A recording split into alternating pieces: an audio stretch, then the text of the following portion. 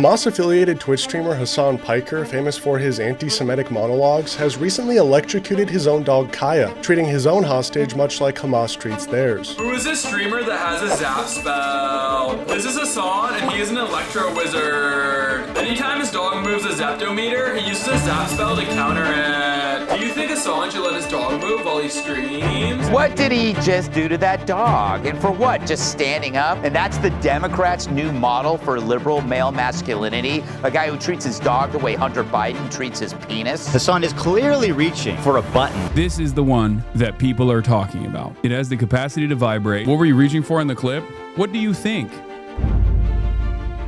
That's where all my Zintins are. Many of you guys know that I'm a dog lover, and there are a few things that horrify me more than people that abuse their animals. These are precious creatures that need us and depend on us, and abusing that trust is such a horrible crime. Apparently, like, sodium is really bad for their kidney, and I never heard that, and I was giving Shredder, like, cheese. He loves cheese, and I was always sprinkling cheese on his food. I always found it bizarre how Kaya, who's this young, energetic puppy, stayed in 1 square foot of Hasan's room, right in sight of camera, almost like just a prop in his room.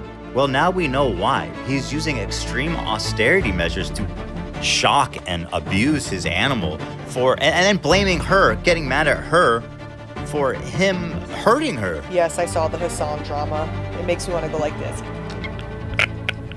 Oh yes, I have seen the Kaya stuff, and let me tell you, the clip did look horrible. Look at the mannerism. Look at the stretching. As to why America, Kaya, please just fuck. What else would you be doing? In this body motion, he looks over to the side. He reaches for something. Tom, is there any other way to explain this body motion? At the exact time the dog yelps. Dogtober 7, the sequel to October 7, may have just pulled a Godfather. A Shrek, if you will. A left-wing streamer is going viral for a moment that played out during one of his recent live streams, but not for the reasons he might want. People are accusing Hasan Piker of using a shock collar on his dog Kaya in order to keep her in the shop. Because Hasan Piker, the man that just can't seem to catch a break, made it on Israeli television for suspected animal abuse on the 2-year anniversary of October 7th. The sequel is quite literally doing better than the original. Hasan Piker and this poor dog of his. And again, I think Israelis hate Hasan more than they hate Hamas.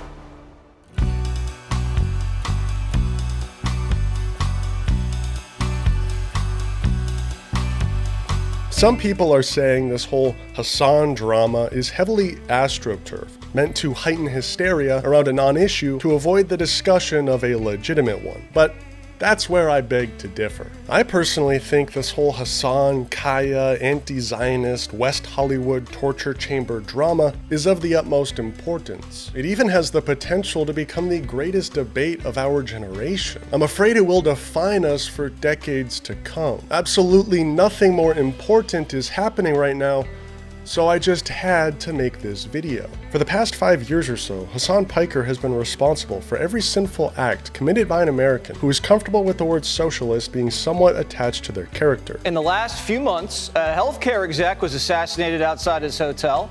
Teslas started getting firebombed, IVF clinics torched. Oh, and they even tried to burn down Governor Shapiro's house in Pennsylvania. What do they all have in common? They're all leftists. Since Hasan and many of his friends have employed this violent rhetoric against me and my family, me and Hila rarely leave our houses or make public appearances because of the constant and overwhelming sense of danger. The last 2 years, we've spent more time inside than ever before. And the media has covered it fairly. Now to the ABC's flagship political program 7:30, which, for the record, took nearly a week to cover the assassination of Charlie Kirk. And when it finally did, this is who they decided to interview. Kill them! Kill those and murder those in the street! Let the streets soak in the red capitalist bloods, dude. You're talking about landlords and why they're bad. I think you were talking to a landlord friend at the time, right? But you said, you know, let the streets soak in their bleeping red capitalist blood, dude. Right? So I also said in a video game, but to showcase the silliness of the statement in of itself. Right, okay. So it's like ironic, or is it Marxist revolutionary rhetoric? My biggest hang-up with Hasan is his forgiveness and willingness to collaborate with the Democratic Party and his Gen Z fashion choices. My culture isn't your costume. But okay, no matter our differences, I will always back up and defend Hasan when he's being attacked by bad faith actors with an ulterior anti-communist agenda. And that's what's currently taking place. You see, Hasan is often on the receiving end of the most unimportant dramas the internet has ever seen. And it's only because he's the face of the current popularization of Marxism in the United States. However, this time in particular is interesting to me because it literally took place on October 7th. And instead of a clipped out of context video of Hasan saying something about October 7 going viral, a random video of his dog yelping took that spot. And that's the Democrats' new model for liberal male masculinity. A guy who treats his dog the way Hunter Biden treats his penis.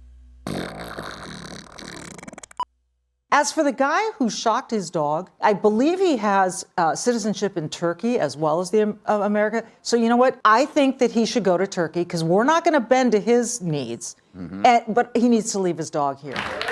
So he's denying that he actually shocked the dog. I, for one, think he's lying. Yes. For two, don't think that is that. You know, they say people that are cruel to animals are often serial killers. Absolutely. I'm not saying he's a serial killer. I'm not saying he's not a serial killer. When your dog stands, am I right? Non-toxic masculinity for liberals. That's your non-toxic. Dude, it's your mom's dog and you look like you're in your mom's basement. Yeah. Who are you to shock anybody? I like to put those shocks on him. The media is just completely avoiding any and all discussion about October 7, instead opting for Dogtober 7. And I have more than a few suspicions why. But before I get too deep into the weeds of it all, this is the clip in its entirety that sparked so much discourse. But it is emblematic of all of America's much more consequential violence, okay? It's the same reason as to why America, Kaya, please just just stop. Jesus Christ, what are you doing? You're being such a baby. It's just, you're making her stressed. She just literally is so incredibly spoiled from my mom. No, she doesn't want to come over here to see what's up. She just wants to fucking roam the house because she got to roam the house when I was gone. And she needs to literally have the same structured, regimented.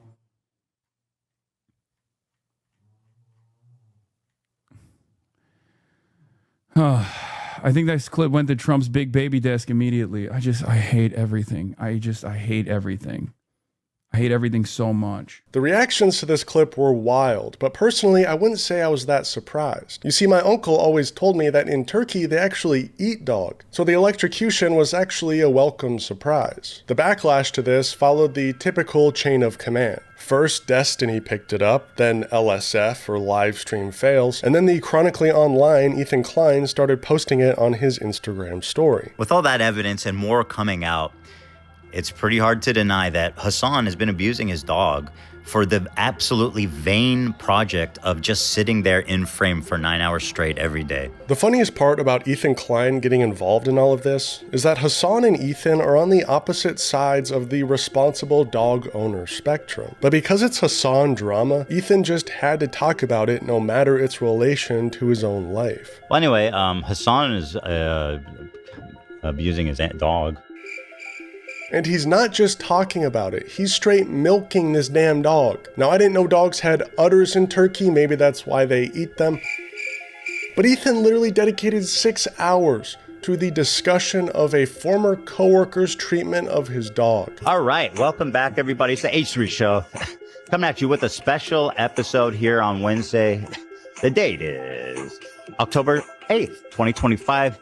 And I come with you with a special episode about my dear friend Hasan, who is now embroiled in one of the biggest creator controversies of the year, easily. Currently in like 5th place of all time on live stream fails. I saw what happened, on our subreddit first, and I saw it had 1,600 points before even an hour.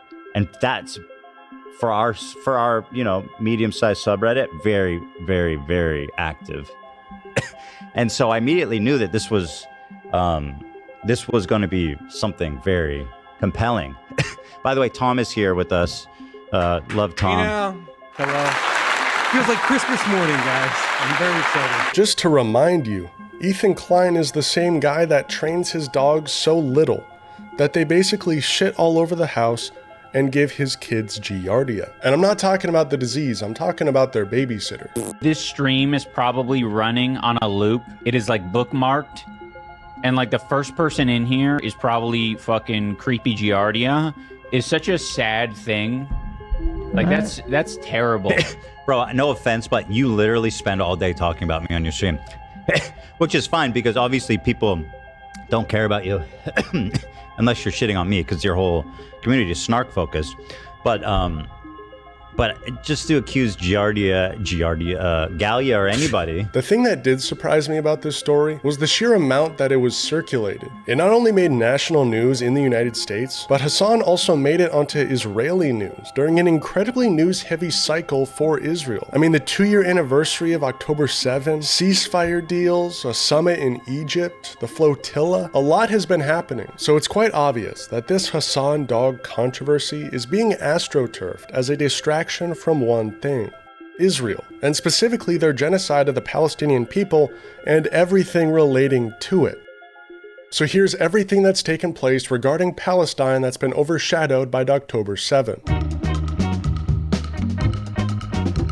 On October 3rd, the global Samud flotilla, made up of over 40 vessels and 500 participants from 44 different countries, was partially broken up by the IDF, with around 180 activists, including Greta Thunberg, being detained and imprisoned. By October 4th, Greta Thunberg was able to contact the Swedish embassy and inform them of her whereabouts, including the poor conditions they're being kept in, reporting prison cells infested with bed bugs, lack of food or water, causing some of these activists to resorting to drinking out of the toilet. On October 6th, many of the detained activists, including Greta Thunberg, were deported to both Greece and Slovakia, and they gave a press conference upon arrival. It is a story of global, international solidarity, of people stepping up when our governments fail to do so, of people saying that my leaders, so-called leaders who are supposed to represent me, who continue to fuel a genocide, death and destruction, they do not represent me. And this is a last resort. That this mission has to exist, it's a shame. It is a shame. On the same day, October 6, 2025, Candace Owens leaked these text messages from Charlie Kirk that were sent just days leading up to his assassination. In the texts, he admits to losing millions of dollars from clashes with TPUSA donors over Israel, leaving him no choice but to leave the pro-Israel cause. The next day, on October 7, the executive producer of The Charlie Kirk Show confirmed that these text messages are in fact real, and he's happy to reveal the truth about Charlie Kirk. I want to take the start of this show to address some of the things that have been going around on public, namely about a group text chain that has been made known and released by Candace Owens. And I just want to address it head on because, that was a screen grab that I had shared with people. So it is authentic. And I want to go into it because I actually am really excited that the truth is out there. On October 8th, a second wave of 9 vessels was again intercepted by the IDF, and 145 more activists were detained and imprisoned. On October 9th, a ceasefire deal was approved between Israel and Hamas, including a partial withdrawal of IDF troops in northern Gaza, a hostage exchange with about 20 Israeli hostages for 2,000 Palestinian hostages, and also a commitment to reopening of humanitarian corridors. On October 10th, the ceasefire officially took effect, with the UN announcing a major aid convoy bringing food, water, and medical supplies into Rafah. My timeline has been absolutely flooded with footage of Palestinian families returning to Gaza City and rebuilding their homes and celebrating. On October 11th, Hamas returned and took back control of much of Gaza City, with Hamas having to ambush several Israel-backed gangs that still inhabit certain neighborhoods of the city. Hamas claimed that these gangs were indiscriminately killing displaced Palestinians returning to their homes in Gaza City. On October 12th, despite the ceasefire agreement, Palestinian journalist Saleh al-Jafari, may he rest in peace, was shot dead in Gaza City while covering these clashes between Israel-backed gangs and Hamas. Saleh was a beloved journalist in both Gaza and across the world. Many vigils were held across Gaza and the West Bank in his honor. On October 13th, the hostage exchange officially took place, with many of the Palestinian hostages returning with missing limbs, while at the same time a massive peace summit was taking place in Egypt, where 30 nations gathered to plan the reconstruction and future of Gaza. That was every news story regarding Palestine that Dogtober 7 was distracting you from. Free Palestine.